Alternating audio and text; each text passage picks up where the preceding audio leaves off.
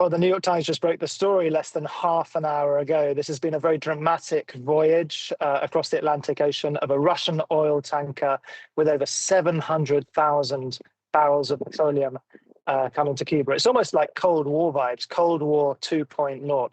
The US policy of having an effective oil blockade on Cuba is welding Cuba even closer to its long-time allies, which are also US adversaries. If you look right now, Cuba needs Iran to keep on winning the war because the US has threatened repeatedly military intervention in Cuba.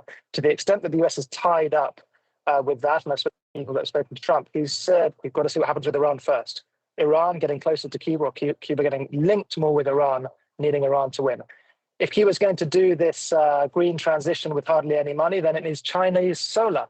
And they're installing it like mad with very, very good credit options, increasingly soft, my sources tell me, this year, since the Trump, over the last 12 months, since the Trump administration came through. And in the short term, they need fuel, they need Russia.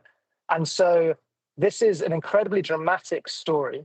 And we're seeing with this oil tanker already just 15 minutes from Cuban territorial waters due to arrive on Tuesday, that it's one of the United States' main adversaries, Russia. Vladimir Putin for the rescue. I mean, it's just as if they're going through Cold War all again, and the 1990s never happened. It's really quite incredible to report on.